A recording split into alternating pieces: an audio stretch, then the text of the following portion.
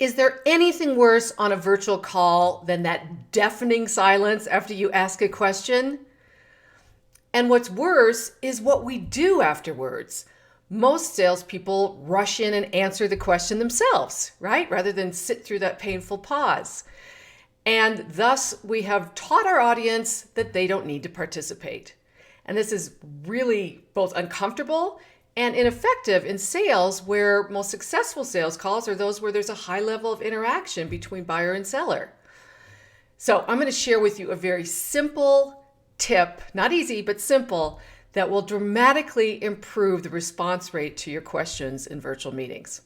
But first, I want to share with you how most people ask a question virtually, and it's like this. So tell me, what kind of results are you seeing in this area? Now, you probably noticed I was looking at my screen, right? I was looking at your image. And of course, your feeling is probably like most people, which is, did she expect me to answer that? Is that really a question, or is it rhetorical? And if there are more than one person on the call, you are thinking, well, it's probably directed for someone else. So that is a very common reaction when you are looking at the screen and ask a question. So the way to improve your response rate dramatically is to look at the camera when you ask the question and then hold your gaze there. So that would look like this.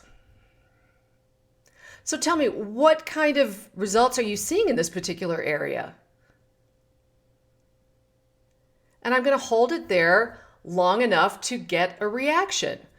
Now, this, like many things on video, is simple, but it's not easy, and it takes practice because it's very counterintuitive.